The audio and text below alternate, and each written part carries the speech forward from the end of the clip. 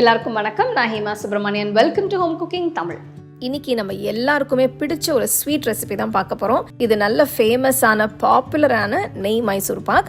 So இது வந்து நல்ல சாஃப்டாகவும் ரொம்ப க்ரீமியாகவும் ரொம்ப டேஸ்ட்டாக இருக்கும். நம்ம ஷாப்ஸ்லாம் கிடைக்கிற மாதிரி இருக்கும்.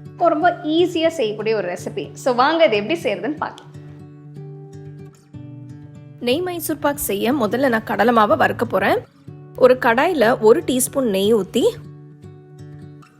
1 கப் கடலை மாவு சேர்த்து ஒரு 4-5 நிமிஷம் நல்லா வறுத்துக்கோங்க. கடலை மாவோட பச்சை வாசனை போற வரைக்கும் வறுத்துக்கலாம். கடலை மாவு நல்லா வறுபட்டு லேசா கலர் மாறினதும் ஒரு நல்ல வாசனை வரும். அப்போ அதை கடாயில இருந்து எடுத்து ஒரு சல்லிடல நல்லா சலிச்சுக்கோங்க.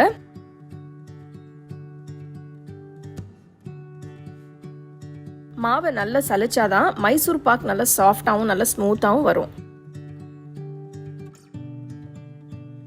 சலிச்ச கடலை மாவை ஒரு பாத்திரத்துக்கு மாத்துங்க. பாத்தீங்கன்னா மாவு சலிச்ச பிறகு எந்த கட்டியும் இல்லாம நல்லா ஸ்மூத்தா இருக்கு. இப்படிதான் நமக்கு மாவு இருக்கணும்.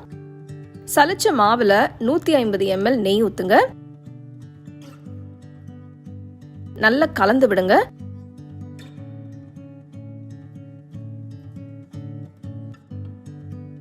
நல்லா மிக்ஸ் பண்ணதும் ஒரு நல்ல ஸ்மூத் கிரீம் போல வந்துடும். இதை எடுத்து தனியா வச்சிருங்க. இப்போ நம்ம சுகர் சிரப் செய்யலாம். ஒரு பேன்ல கொஞ்சமா தண்ணி ஊற்றி 1 கப் சர்க்கரை சேர்க்கிறேன். ஸ்டோவை லோ ஃப்ளேம்ல வச்சு நல்ல சர்க்கரை கரையிற மாதிரி கிண்டி விடுங்க.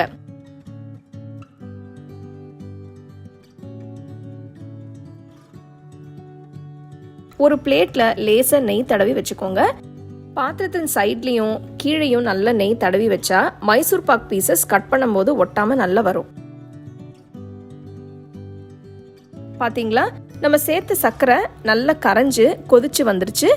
இப்போ மிக்ஸ் பண்ணி வச்சிருக்கிற கடலை மாவு நெய் கலவை கொஞ்சம் கொஞ்சமா ஊத்தி கிளறுங்க.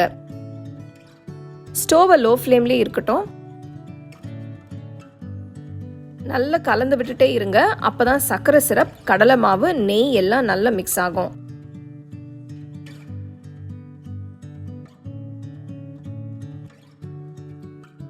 அழகா கலர் மாறி வருது பாருங்க.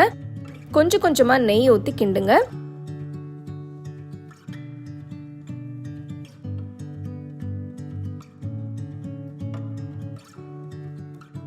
நல்ல கெட்டியா ஊத்துற கன்சிஸ்டன்சி வந்ததும் ஸ்டோவை ஆஃப் பண்ணிட்டு நெய் தடவி வச்சிருக்கிற பிளேட்டுக்கு மாத்துங்க. முடிஞ்ச அளவுக்கு மைசூர் பாக் செய்யும் போது நான்ஸ்டிக் பேனை யூஸ் பண்ணுங்க. அப்பதான் ஒட்டாம கிளறு வரும்.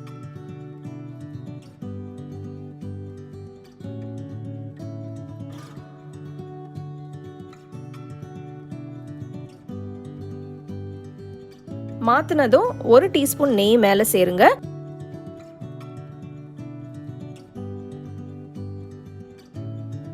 அப்படியே ஆற விடுங்க. ஆறுனதும் உங்களுக்கு விருப்பமான சைஸ்ல கட் பண்ணி சூப்பரான இந்த ஸ்வீட்டை சர்ப்ரைஸா எல்லாருக்கும் சர்வ் பண்ணுங்க. நல்ல அருமையான நெய் மைசூர் பாக் எப்படி செய்யறதுன்னு பாத்தீங்க. ஸோ இது வந்து அந்த சாஃப்ட் மைசூர் பாக் நல்ல சாஃப்டாகவும் நல்ல க்ரீமியாக இருக்கும். வாயில் போட்ட உடனே கரையிற மாதிரி இருக்கும். ரொம்ப ஈஸி ரெசிபி. கரெக்டாக நீங்கள் அந்த ஸ்டெப்ஸ் எல்லாம் ஃபாலோ பண்ணிங்கன்னா செம்மையாக வரும். கண்டிப்பாக இந்த ரெசிபி நீங்கள் ட்ரை பண்ணி உங்கள் ஃபேமிலி ஃப்ரெண்ட்ஸோட ஷேர் பண்ணுங்கள்.